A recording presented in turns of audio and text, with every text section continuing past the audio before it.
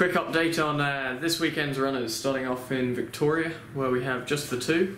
French Emotion, barrier 7. Yeah, looks well placed in this race, Charlie. Set weights and penalties race. She's got a really high rating, and although the top weight, still gets in very good at the weights, if it makes sense. Won the race last year, second in the year before. Yeah, so she's going well.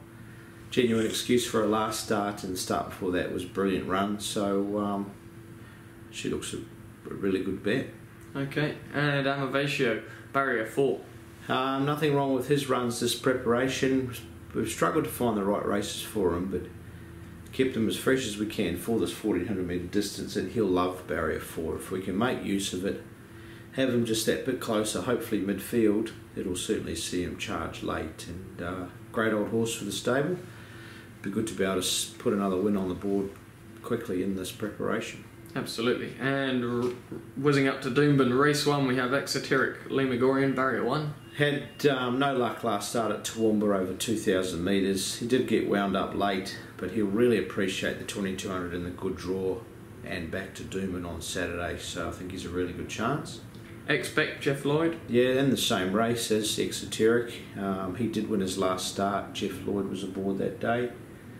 And he's drawn the outside, but it shouldn't matter. He'll roll forward and get near the front and roll along at the right pace, and he'll appreciate a good track, which will hopefully be the case on Saturday. Good winning form. And Irish Optimism. Had no luck last start. He's racing out of his grade a touch on Saturday. Senior rider and Michael Cahill goes aboard. Should be hard to beat, but gee, we're well represented. I'd be disappointed if one of the three didn't win. Okay, race 4, Shield Wall, drawn awkwardly in 16. Yeah, she'll also be entered for the Gold Coast on Saturday, which the fields are not out yet for. That's an 1800 metre race. I think the mile will suit her better. She did run a really good race last start. Loves a good track, so hopefully that's the case for her as well, but just needs a bit of luck from the white gate. Okay, into the Tails Stakes, Tumultuous, barrier 5. Yeah, first up run after winning the $1 million race back in the summer at the Magic Millions meeting, so probably going to need a run or two to get up to a more suitable trip, but he's worked well, but obviously needs further. Straight into Royal Randwick. Royal Randwick on Saturday, last of cameraman, keep the video camera steady. Race 2, In Times of War, Kieran McAvoy. Barrier 9, slightly awkward. First up run was okay. They sprinted home when we rode her quiet. Just a matter of where she's going to get to from the gate, but she's working well. Okay, into the Frank Packer Plate, we have Tangled. Derby place getter, went a terrific race. Blinkers go on.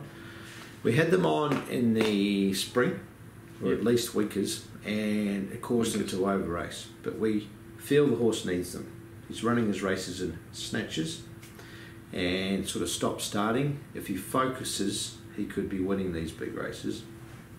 Walker remains aboard. Yep, knows him better than good anyone. Time to try it, and he's very hard to beat. He's not a one-pace stayer.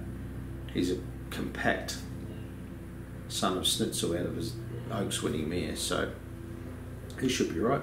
Okay, Higher Ground. Good horse this. Very good horse. He's won 3 city races. This is his first time exposed to a Saturday race or higher. Set weight scale doesn't really suit him, but no. He'll stay this boy. He's already won over 1900 metres last prep. And Glenn knows him well. Glenn knows him well. Barrier 1. He won his last start last Wednesday, and he's on a Queensland Derby path. What's not to like? No, I love the horse. Good. Race 7, Endless Drama in the All Age. Do we have another one in that race? No. Just the 2. Sorry, Charlie. All Age Stakes, Endless Drama. Praying for rain? Yeah, praying for rain. He needs rain, especially over the shorter trip. His runs this prep have been good. He didn't even get beat far on the Doncaster. So yeah, if he gets a bit of rain, he'll be hard to beat. Okay, Tom Melbourne. Drawn perfectly. I wish he drew this in the Doncaster. But near enough. Didn't get beat far, eh? Ran an enormous race. He got beat about the length of you. And what did he run, 5th? Yeah. Sitting outside the leader the whole way. So He's got a good draw, coming back in distance, but he's only third up. Ride him where he just a touch. Just where he lands from 4. Should be just behind the speed. 6th, 7th. Ooh, Let him go ping. further. Then he'll go to the Hollandale in 2 weeks' time. Okay, and Satano Reason, the Japanese import. Trialled well. Trialled well. Huey rode him the other morning and said that he just lacks a turn of foot, so that might be against him on Saturday. But it's a good starting point. Yeah, we'll see how we go, and he'll head up to the Hollandale as well. Okay, into the JRA plate we have McCreary, barrier 15. Awkward gate. Good run last start, again from a wide barrier. Dewey was wrapped with his work on Tuesday. He was, yeah. He's another one that appreciates a soft track. Geez, we've had some good tracks, but it's brought the best out of it. Like, it's been good racing, but it's just not suiting horses like McCreary as much, and it exaggerates barrier draws. You need good draws. Yep. But the horse is working well. Montauk, second up, barrier 13. Yeah, awkward gate again. I reckon he won the Summer Cup, second up last prep. May. Third up. Third up, was it? So 2,000 metres is what he's looking for. First up run was a cracker, so he'll improve. Just needs a bit of luck from the gate. Okay, and Leopari, barrier 9. Drawn wide as well. His runs have been good. He'll appreciate getting back to a handicap like Saturday. We'll endeavour to ride him closer, but just needs cover at the same time. Yep. Just needs an ounce of luck. Okay, and into the lucky last. Black on Gold resuming. He's got a very good fresh up record. Good fresh up record in lower grade races. This is a tough race for him, but he's a handy horse. He's had plenty of time. He's done some good work. He'll run a cheeky race. And Sabakis. Long time off the scenes. We've chosen to resume over 1400 because we believe his fitness levels are high enough to do so. He was well beaten in a trial, but that's his normal racing pattern. Race day he charges home. This is the furthest he's resumed over, but yeah, we'll back our confidence. He is a good horse on his day. And New Universe, barrier 14. Geez, we've got some brilliant barriers. Yeah. My word. Anyway. He's running excellent races. Didn't get a lot of luck last start. 1400 and a wide draw are concerned? Yeah, a lot of concern. So just hope for the best. Hopefully he can get across without spending too much petrol and then settle. But Michael Walker was confident that stepping him up to 1400 was the right thing to do, and he said that he's not over racing, so he will back Michael's judgment. Okay, best of luck, folks. Just a quick update on a stellar weekend by the stable. 3 Group 1s in an hour and 20 minutes. Was it? Yeah. That's a pretty big day. Massive. Massive.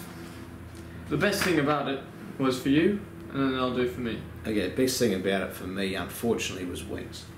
Oh, okay. She just takes everything to a whole different level, and the pressure involved when she crosses the line or surges at the 300 metre mark, which is what she does in her races. It's pretty proud feeling. We might not show it outwardly, but gee, it was a pretty proud moment. So I think it took a little bit of the gloss off the other 2 wins, if that makes sense. I know it's hard to understand, but just the pressure involved with the whole team, not just me, yourself, whoever they are, Liam, Sophie, the girls in the office, right through to obviously Ormond and Candice, the truck driver, the farrier, the vets, to all our foremen, and then down to the lesser staff that are all so important. So just that pressure of knowing that we've got a champion on our hands or in the stable, to see them come out and win, it makes you pretty proud. After that, of course, well, prior to that, we'd Unforgotten. That was a pretty good nerve settler. But we just won an Australian Oaks. Like, we barely had the chance to enjoy it. I didn't even do the presentation because we just focused on Winks in the next race. Yeah. Winks wins. Then we're throwing the saddle on Barman. In fact, I didn't get down there for it. You guys saddled them up. The Barman, Liprin and Patrick Heron charging around over 2 miles, and Sydney's biggest staying race, a second only to the Melbourne Cup. And in goes old Barry the Barman. And we were disappointed because we thought he got beat. Well, I did. And I'm normally pretty good at picking the photo finishes, but thankfully I got it wrong. When the number went up, when they slowed the when they slowed the vision down, you could see it won. That was quite amazing, and yeah, everybody's wanting a piece of you, and you didn't really get the opportunity to appreciate each Group 1 as you should. We had 3. No. But, and the best thing for me, well, and it's for you really, is the fact that you've got your 3-year-old filly who's your up-and-coming shining star. She goes bang, Group 1. Then you've got Winks, who flies the flag for this camp. And then you've got the 9-year-old. So it just shows that all ages and stages of their lives, and it just shows that you can just keep smashing in Group 1s. Yeah, well, I think it's a massive advert for our stable, whether it is Winks, whether it is having a horse in a trial. There's so much attention that gets put into each and every one of these horses, and I feel silly having to repeat myself week in, week out, but some people take it for granted. They think, oh, he's got Winks, or they've got lots of good horses, but people don't understand how much we put into it, and it was a pretty satisfying day. Yeah. Well, there you go. We were even getting a kick out of getting 3 winners on the Wednesday when the sales were on. Yeah, absolutely we were. Yeah, midweek city winners. So that's what we're in the game for. We love our horses, we love the sport, and we have some good days.